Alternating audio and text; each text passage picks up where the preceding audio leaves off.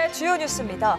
조주환 LG전자 CEO가 미국 관세부가 영향이 올 2분기부터 시작될 것으로 전망했습니다. 관세 인상폭이 감내할 수 있는 수준을 넘어서면 가격 인상도 검토한다는 계획입니다. 기아가 올 1분기 역대 최대인 28조 원의 매출을 기록했습니다. 영업이익률은 10.7%로 글로벌 주요 완성차 업체 평균의 2배 수준을 유지했습니다. 교보생명이 저축은행 업계 1위 SBI 저축은행 인수를 추진합니다. 금융 계열사 포트폴리오에 비은행 부문까지 확장하고 지주사 전환에 본격 속도를 낼 것으로 관측됩니다. 중국의 아마존으로 불리는 중국 최대 이커머스 업체 징둥이 국내 시장에 본격 진출합니다. 알리와 테무에 이어 징둥까지 중국의 3대 이커머스가 모두 한국 시장 공략에 나서면서 토종 업체들의 긴장감이 커지고 있습니다.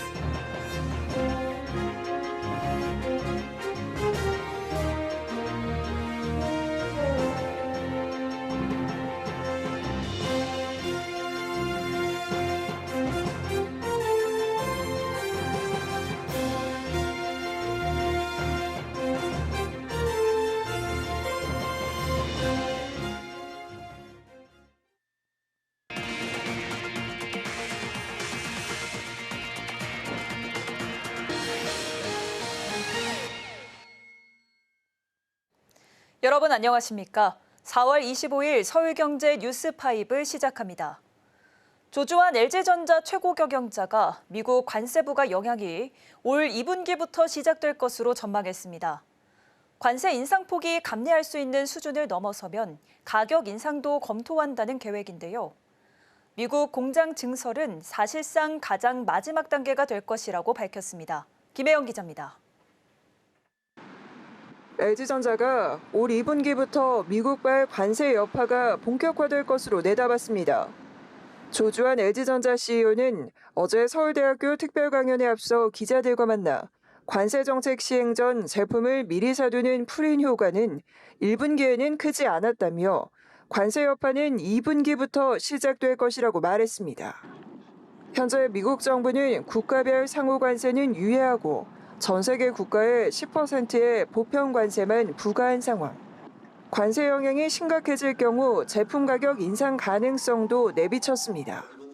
조 CEO는 관세 인상 폭이 감내할 수 있는 수준을 넘어서면 가격 인상을 고려할 수 있다고 설명했습니다. 현재 LG전자는 미국발 상호 관세를 예의주시하며 시나리오별 전략을 짜고 있습니다. 관세 여파에 유연하게 대응할 수 있도록 탄력적으로 국가별 생산 물량을 조절하거나 세탁기나 건조기 물량을 미국 테네시 공장으로 이전해 생산 물량을 확대하는 방안도 검토하고 있습니다. 일각에서 제기된 미국 공장 증설 가능성에 대해서는 보수적으로 접근한다는 계획입니다. 조 CEO는 미국 생산기지 건립은 마지막 수단이라고 생각한다고 강조했습니다. 한편 인도 법인의 IPO는 속도 조절에 나선다는 계획. 글로벌 불확실성이 큰 상황인 만큼 시장 정상화 추이를 지켜보고 제값을 받겠다는 겁니다. 조 CEO는 정치적 상황이 안정화될 때까지 여유를 두고 몇 개월 정도 지켜보려 한다고 밝혔습니다. 서울경제TV 김혜영입니다. 기아가 올해 1분기 28조 원이 넘는 매출을 기록하며 신기록을 세웠습니다. 영업이익률은 10.7%로 글로벌 주요 완성차 업체 평균의 2배 수준을 유지했는데요. 미국의 관세 리스크 속에서도 2분기에 두 자릿수 수익률을 자신했습니다. 이해란 기자입니다. 기아가 오늘 1분기 실적을 공개했습니다. 매출은 28조 175억 원으로 전년 동기 대비 6.9% 증가하며 1분기 기준 역대 최대치를 기록했습니다. 영업이익은 3조 86억 원으로 지난해 같은 기간보다 12.2% 줄었습니다. 영업이익률은 10.7%로 글로벌 주요 완성차 업체 평균의 2배 수준을 유지했습니다. 이로써 기아는 10분기 연속 두 자릿수 영업이익률을 이어갔습니다. 기아는 하이브리드 등 고부가가치 차종의 수요 확대와 관세 적용을 앞둔 미국 시장의 선구매 효과, 인도 및 신흥 시장의 판매 호조가 1분기 최대 매출을 견인했다고 설명했습니다. 반면 지난해 1분기에 낮았던 해외 주요 시장의 인센티브 기저 영향, 그리고 북미 시장 EV9 판매에 따른 판매 믹스 기저 영향 등이 영업이익 하락에 영향을 미쳤다고 밝혔습니다.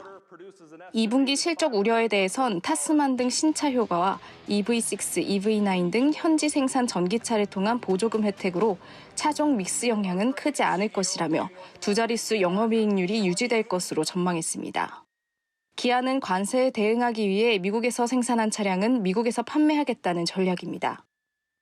미국 조지아 공장 같은 경우는 캐나다나 멕시코 또 기타 다른 권역으로 수출하는 물량도 일부 있긴 한데 우선은 미국 내에서 소화하는 그런 전략을 운영할 것이고요. 또한 그 정책이나 시장 수요 변화에 대응해서 인센티브 조정이라든지 이런 부분들에 대해서 아주 빠르게 대응하도록 하겠습니다. 기아는 유럽에서 EV3 론칭에 이어 EV4, EV5, PB5를 선보이며 전기차 라인업을 확장한다는 계획. 인도에선 시로스의 판매 호조와 카렌스 상품성 개선 모델 출시 등 신차 사이클 진입을 통해 시장 점유율을 확대하겠다는 전략입니다. 서울경제TV 이혜란입니다. 교보생명이 저축은행 업계 1위 SBI 저축은행 인수를 추진합니다. 교보생명은 금융계열사 포트폴리오에 비은행 부문까지 확장하고 지주사 전환에 본격적으로 속도를 낼 것으로 관측되는데요. 김도하 기자입니다. 교보생명이 SBI 저축은행의 경영권 인수를 위한 최종 협상에 들어갔습니다. 모 회사인 일본 SBI 홀딩스의 지분 약 50%를 교보생명이 단계적으로 인수하는 방식입니다. 우선 지분 30%를 인수한 뒤 20% 이상을 추가 매입해 경영권을 확보한다는 계획. 인수 금액은 1조 원 안팎으로 추산됩니다. 교보생명은 이르면 다음 주 열리는 임시이사회에서 인수 여부를 최종 확정할 예정입니다. SBI 저축은행은 자산 규모 약 14조 원, 연간 순이익 800억 원대를 기록하며 업계에서 부동의 1위를 지켜왔습니다. 이번 인수가 성사되면 교보생명은 금융지주사 전환을 위한 중요한 기반을 확보하게 됩니다. 교보생명은 현재 교보증권 외에는 비은행 포트폴리오가 빈약한 상황. 저축은행 인수는 비은행 부문 강화와 동시에 여수신 금융사 확보를 위한 전략적 행보로 풀이됩니다. 신창재 교보생명 회장이 수년에 걸친 재무적 투자자와의 풋옵션 분쟁을 일단락짓고 본격적인 외형 확장에 나서는 모습. 지배구조가 안정화되면서 오랜 수건인 금융지주사 전환을 위한 새판 짜기가 본격화되고 있습니다. 저축은행 업계 전반의 불확실성이 커지자 투자금을 회수하려는 SBI 홀딩스와 이해관계가 맞아떨어졌다는 분석도 나옵니다. 앞으로 금융당국의 인허가와 대주주 적격성 심사 등이 주요 변수가 될 전망입니다. 서울경제TV 김도하입니다. 중국의 아마존으로 불리는 중국 최대 이커머스 업체 징둥이 국내 시장에 본격 진출합니다. 알리익스프레스와 테무에 이어 징둥까지 중국의 3대 이커머스가 모두 한국 시장 공략에 나서는 건데요. 토종 이커머스의 긴장감이 커지고 있습니다. 이혜연 기자입니다. 중국의 대표적인 이커머스 플랫폼 징둥닷컴이 국내의 물류 거점을 확보하며 국내 시장 진출에 발판을 마련했습니다. 알리익스프레스, 테무에 이어 중국 본토 시장을 장악한 징둥까지 한국 시장 공략에 나서면서 국내 이커머스 판도에 변화가 예상되는 상황. 업계에 따르면 징둥의 물류 자회사인 징둥 로지스틱스는 최근 인천과 경기 이천 지역에 자체 물류센터를 구축하고 본격적인 운영에 들어갔습니다. 글로벌 셀러를 위한 제3자 물류 서비스를 위해 통합 물류 기능을 갖추고 한국산 제품을 중국 소비자에게 제공하는 해외 직접 판매 서비스도 제공합니다. 현재는 서울과 경기 일부 지역에 한해 서비스를 제공하고 있지만 앞으로 전국으로 확대하면서 시장 공략을 본격화할 거란 분석이 나옵니다. 징둥이 해외 시장에 진출할 때 사전 작업으로 물류 유통망을 먼저 마련했기 때문. 그동안 국내 중소물류업체가 중국 이커머스의 물류 대행 업무를 맡은 적은 있지만 중국 업체가 국내에 물류센터를 세워 직접 운영하는 건 이번이 처음입니다. 셀러를 입점시키는 오픈마켓 형식의 알리 테무와 달리 제품을 직접 매입해 유통하는 직매입 방식을 주로 채택하고 있어 중국판 쿠팡으로 불리기도 합니다.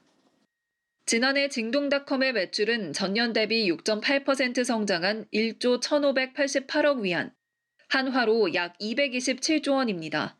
쿠팡보다 5배 이상 많은 수준입니다.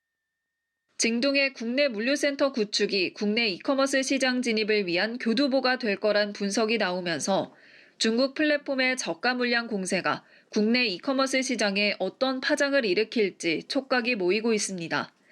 서울경제TV 이혜연입니다. HD 현대그룹의 조선 계열사들이 올 1분기 나란히 우수한 실적을 거뒀습니다. 조선 중간지주사의 HD 한국조선해양은 3자릿수, HD 현대중공업은 4자릿수 영업이익 성장률을 보였는데요.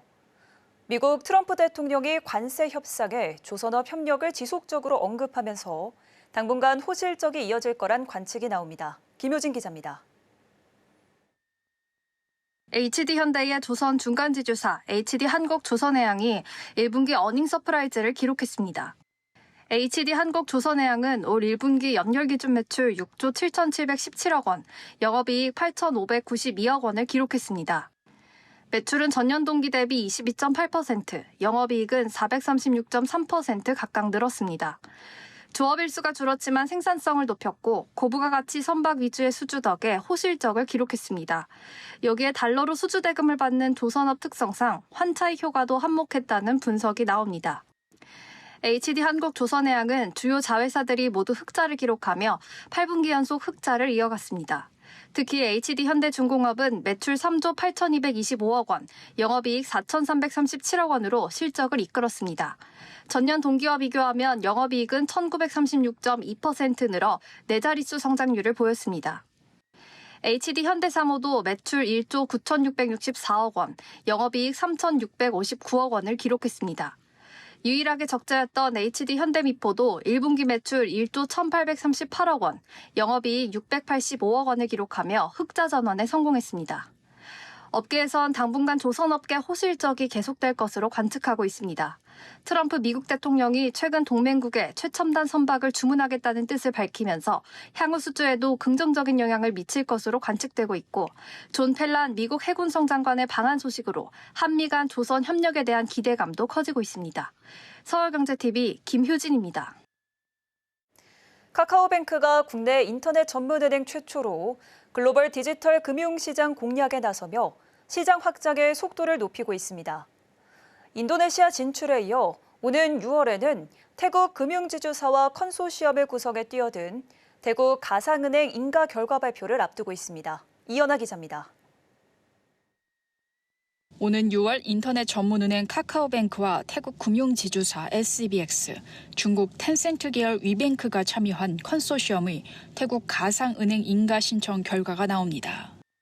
현재 태국 재무부가 가상은행 인가 신청서를 검토 중인데 카카오뱅크 SBX 컨소시엄과 태국 크롱타이 은행, 어센드머니 등 3개 컨소시엄이 경쟁을 벌이고 있습니다. 태국 정부는 이르면 내년 가상은행 공식 출범을 계획하고 있습니다. 카카오뱅크는 내부적으로 글로벌 진출 시장 선정을 두고 고심했지만 태국 금융시장 니즈와 카카오뱅크의 리테일 금융, 개인 고객 금융 서비스 기획 구현 역량 강점이 맞아떨어진다고 판단했습니다. 현재 카카오뱅크는 디지털 뱅킹 서비스 기획자, 백엔드 개발자 등 모바일 뱅킹 각 부문별 태국 근무를 염두한 채용을 준비 중이고 태국 정식 영업권 확보를 바탕으로 현지 시장에 무게를 둔 운영을 계획하고 있습니다. 카카오뱅크의 첫 해외 진출인 2022년 인도네시아 디지털 은행 슈퍼뱅크의 전략적 지분 투자는 300만 이상 고객을 확보하며 빠른 성장세를 이어가고 있는데 이를 통해 글로벌 시장 경쟁력을 확인한 것으로 보입니다. 업계에서는 카카오톡 영향력이 적은 태국 시장에서도 카카오뱅크가 참여한 컨소시엄 경쟁력이 높은 것으로 보고 있습니다. 카카오뱅크의 인도네시아 진출 성공 사례와 함께 SBX가 태국 3대 금융지주사로 왕실이 23% 지분을 보유하고 있는 점 등을 근거로 자본 조달력과 기술 경쟁력 우위 선점이 가능하다는 분석입니다. 금융권에서는 27년간 막혔던 태국 금융시장 재진출 물꼬를 틀 수 있는 기회를 얻을 수 있을지 기대하고 있습니다. 1990년대 일부 은행이 태국에 진출했지만 1997년 외환위기 이후 태국 정부 만류에도 불구하고 모두 철수를 강행한 이후 27년간 산업은행을 제외하고 태국 정부의 영업 허가를 받은 곳은 없습니다. 서울경제TV 이연아입니다. K-패션이 인기를 끌면서 패션 플랫폼 무신사와 입점한 패션 브랜드들이 잇따라 국내 증시 입성 채비에 나섰습니다. 모처럼 K-패션 기업 공개 시작이 붐비는 모습인데 이달 기대를 한몸에 받으며 상장한 락피쉬 웨더웨어 브랜드 운영사 AU 브랜드의 주가가 부진한 만큼 시장에선 후속 기업의 흥행 여부에 촉각을 곤두세우고 있는 분위기입니다. 김보연 기자입니다. 올해 국내 증시 입성을 위해 문을 두드리는 K-패션 기업은 여성 패션 브랜드 마르디 맥크르디를 보유한 피스피스 스튜디오, 유니섹스 캐주얼 코드그라피와 남성 캐주얼 키뮤어 운영사 콘크리트 워스, 시티브리즈를 갖고 있는 이스트엔드 등이 있습니다. 무신사 자회사인 29cm, SSG닷컴의 자회사 W컨셉, 하고 LNF의 셀렉트샵 하고하우스 등에 입점해 온라인 패션 플랫폼을 기반으로 빠르게 성장했다는 공통점이 있습니다. 패션 플랫폼이 인기를 끌면서 제품 유통 문턱이 낮아졌을 뿐더러 대형 브랜드를 주로 선호한 과거와 달리 자신에게 맞는 디자이너 브랜드를 추구하는 시기에 맞물려 가성비 수요 흐름을 극대화한 덕분입니다. 그 결과 지난해 무신사의 매출은 1조 원을 넘어서면서 상장 작업에 들어갔고 W컨셉과 하고하우스의 매출도 각각 1,169억 원, 3,500억 원을 달성하면서 세를 확장하고 있습니다. 하지만 무려 3년 만에 자체 브랜드를 보유한 패션 기업인 락피쉬 웨더웨어 브랜드 운영사 AU 브랜드가 상장 결실을 맺은 이후 주가가 뒷걸음질 쳤고 이로 인해 후속 상장 기업에 대한 푸심은 얼어붙은 분위기입니다. 이달 3일 코스닥 시장에 상장한 AU 브랜드의 주가는 공모가 대비 낮은 13,180원에 장을 마감한 상황. 국민 티셔츠로 유명세를 떨치고 있는 마르디 맥크르디를 전개하는 피스피스 스튜디오가 상장 가시권에 들어오면서 다시금 K-패션의 IPO 신호탄이 될지 시장의 관심이 집중되고 있습니다. 서울경제TV 김보연입니다.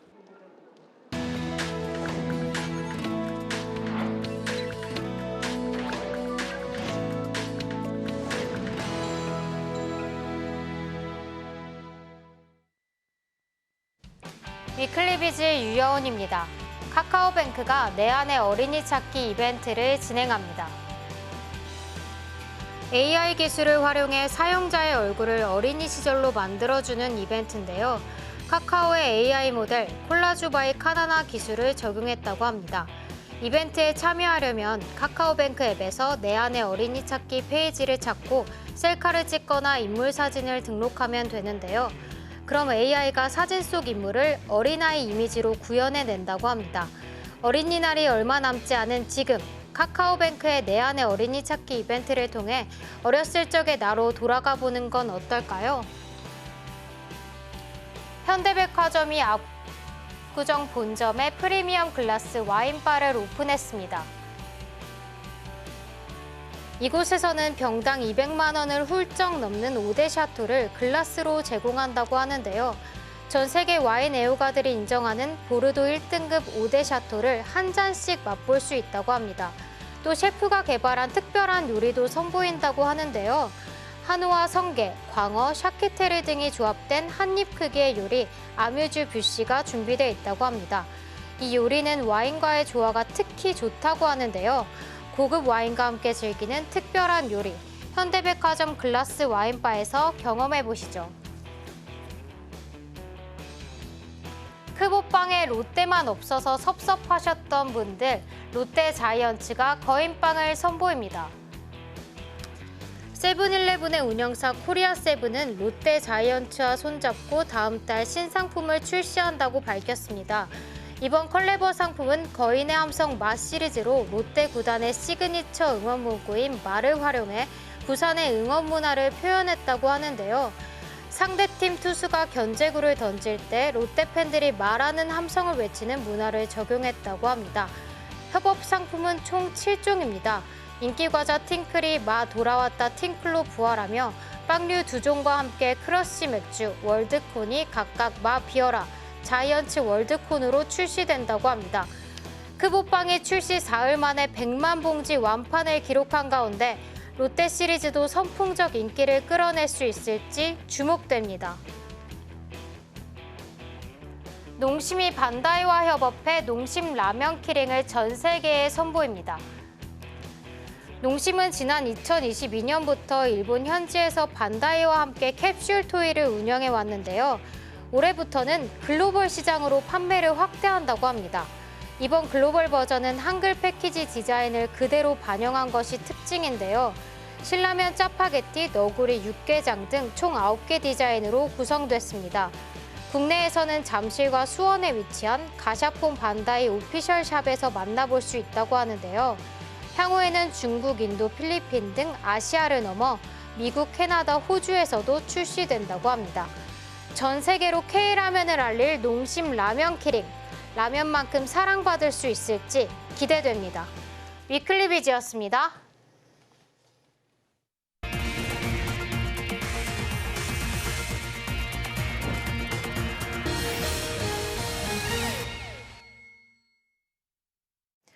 홍삼이 노화, 지방간으로 인한 근육 감소를 줄이고 알츠하이머병의 증상 개선에 도움이 된다는 연구 결과가 나왔습니다. 박주근 서울대 국제농업기술대학원 교수팀은 지난 24일 과천 상상 자이타워에서 열린 고려 인삼학회 춘계학술대회에서 홍삼의 근감소증 개선 효과를 입증한 전 임상 결과를 발표했습니다. 연구팀이 노인성 근감소증 마우스 모델을 활용한 장기 실험을 진행한 결과 홍삼을 8주간 섭취했을 때 장단지근과 가자미근을 비롯한 다리 근육의 미토콘트리아 함량이 최대 2.3배가 증가하는 등 근육의 질이 구조적, 기능적으로 개선된 것으로 나타났습니다. 근감소증은 나이가 들면서 근육의 양과 근력, 근기능이 줄어드는 질환으로 국내에선 2021년에 정식 질병으로 인정됐지만 아직 직접적인 치료제는 없는 상황입니다. 이날 학회에선 홍삼의 주요 유효 성분인 홍삼 다당체 성분이 면역 증진 및 알츠하이머병 개선에 효과적이라는 연구 등 총 16개 주제에 걸쳐 홍삼의 효능에 대한 연구 성과가 발표됐습니다. 홍삼을 지속적으로 섭취하면 근육량을 유지할 뿐만 아니라 근육의 질과 기능을 향상시키고 근육의 대사 효율을 강화함으로써 근감소증 예방은 물론 치료 효과까지. 해킹 사고가 발생한 SK텔레콤이 오늘 2,300만 명에 달하는 전 고객을 대상으로 유심 무상 교체를 실시하기로 결정했습니다. 유영상 SK텔레콤 대표이사는 이날 서울 을지로 SK텔레콤 사옥에서 열린 고객 정보 보호 조치 강화 설명회에서 SK텔레콤을 믿고 이용해주신 고객 여러분과 사회에 큰 불편과 심려를 끼쳐드린 점 진심으로 사과드린다라며 SK텔레콤을 이용하는 모든 고객을 대상으로 원하는 경우 유심카드를 무료로 교체하는 추가 조치를 시행하겠다고 밝혔습니다. 이에 따라 SK텔레콤은 오는 28일 오전 10시부터 이심을 포함한 유심 교체 서비스를 시작할 예정입니다. 삼성이 최근 삼성전자를 비롯한 주요 계열사 임직원들을 상대로 SKT 이용자는 전원 유심을 교체하라고 공지했습니다. 임원들의 스마트폰을 통한 민감 정보 유출 가능성을 사전에 차단하기 위한 조치로 풀이됩니다.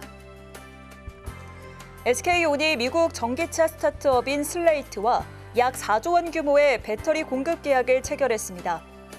지난달 일본 닛산과 15조 원의 빅딜에 성공한 데 이어 미국의 유망 스타트업까지 신규 고객사로 확보하며 입지를 강화하는 모습입니다. 홍원식 전 남양유업 회장의 셀프 보수한도 승인이 대법원에서 최종 위법 판단을 받았습니다. 이번 판결로 홍 전 회장의 퇴직금은 170억 원 수준에서 대폭 줄어들 것으로 관측됩니다. 애플이 이르면 내년부터 미국에서 판매되는 연간 6천만 대 이상의 아이폰 전략을 인도에서 생산하는 것으로 알려졌습니다. 도널드 트럼프 미국 대통령이 중국에 부과한 145% 관세에 대응하기 위한 애플의 자구책으로 풀이됩니다. 서울경제 뉴스5 저희가 준비한 소식은 여기까지입니다. 함께해 주신 여러분 고맙습니다.